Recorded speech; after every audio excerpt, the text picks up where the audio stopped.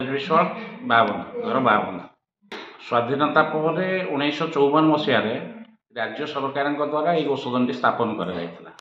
ସେତେବେଳେ ଉଦ୍ଦେଶ୍ୟ ଥିଲା ଯେ ଯେତିକି ଅକର୍ମଣ୍ୟ ଗୋରୁ ଗାଈ ଅଛନ୍ତି ସେମାନଙ୍କୁ ଆଣି ଏଠି ସେବା କରିବା, ଯତ୍ନ କରିବା ଏବଂ ଦୀର୍ଘ ବର୍ଷ ଧରି ସେଇଭଳିଆ ସେବା ମଧ୍ୟ ଦିଆଯାଉଥିଲା।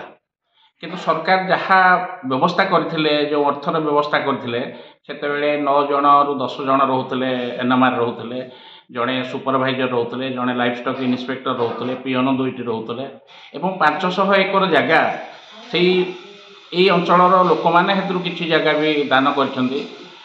ଏ ଗୋଶୋଧନର ଉଦ୍ଦେଶ୍ୟ ଯାହା ଥିଲା, କାଳକ୍ରମେ ସେ କମି ଆସିଲା।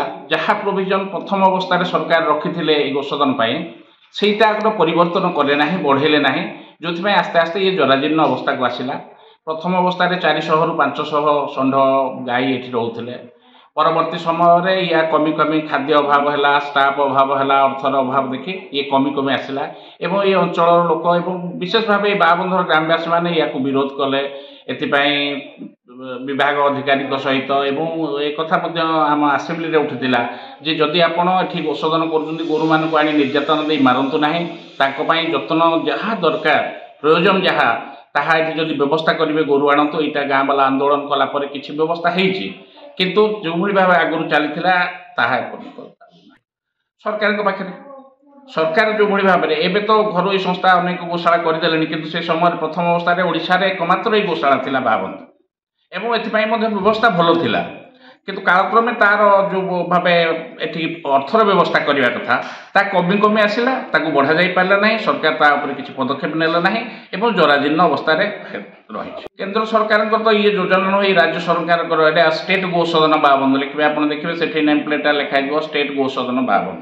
ରାଜ୍ୟ ସରକାରଙ୍କର ନିଜସ୍ୱ ଇଏ ଗୋଶାଳା, କିନ୍ତୁ ରାଜ୍ୟ ସରକାର ୟାକୁ ଯେମିତି ଆପଣ ସାବତ ପୁଅ ଭଳିଆ ୟାକୁ ବ୍ୟବହାର କଲେ। ବରଂ ପ୍ରାଇଭେଟ୍ ଗୋଶାଳାମାନଙ୍କୁ ବହୁତ ପ୍ରୋତ୍ସାହନ ଦେଉଛନ୍ତି, କିନ୍ତୁ ଏଥିପାଇଁ ଯାହା ବ୍ୟବସ୍ଥା ରହିବା ନିହାତି ପ୍ରୟୋଜନୀୟ ବ୍ୟବସ୍ଥା ଯାହା ରହିବା କଥା ସେଭଳି କିଛି କରିନାହାନ୍ତି।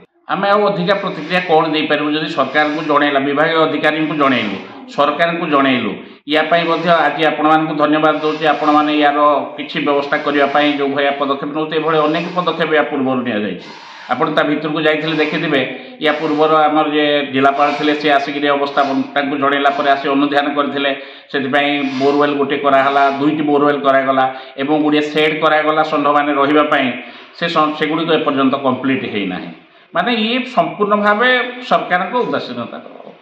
ଯେଉଁ 500 ଏକର ଜାଗା ଥିଲା, 500 ଏକର ଜାଗାରୁ କିଛି ସଏଲ୍ କନଜରଭେସନ୍ ସେତେବେଳେ ଘାସ ଚାଷ କରୁଥିଲେ। କାଜୁ ବଗିଚା ଅଛି, କାଜୁ ବଗିଚା ରକ୍ଷଣାବେକ୍ଷଣ ନାହିଁ, ତାର ନିଲାମ ହେଉଛି, କ'ଣ ପଇସା ଯାଉଛି କୁଆଡ଼େ ଯାଉଛି ତାର ମଧ୍ୟ କିଛି ଖୋଜ ଖବର ନାହିଁ। ମାନେ ଅତି ଅବହେଳିତ ଭାବେ ରହି। ୟା ପୂର୍ବରୁ ଆମ ସାଂସଦଙ୍କୁ ଦେଖେଇଥିଲୁ ନେଇକରି ସେ ଗୋଶୋଧନ, ବିଧାୟିକାଙ୍କୁ ମଧ୍ୟ ଦେଖେଇଥିଲୁ, କିନ୍ତୁ ସେମାନେ ୟାକୁ ସାଧାରଣ ଭାବେ ଆମେ ହିନ୍ଦୁ ଧର୍ମର ଗୋପାଳନ, ଗୋସେବା ଏତେ ବଡ଼ ମହତ୍ତ୍ୱ ରହୁଥିବା ସମୟରେ ୟାକୁ କାହାର ଦୃଷ୍ଟି ରହୁନି। ସେଥିପାଇଁ ଆମେ ଦୁଃଖ କରିବା ବ୍ୟତୀତ ଆଉ କିଛି କରିପାରୁନା।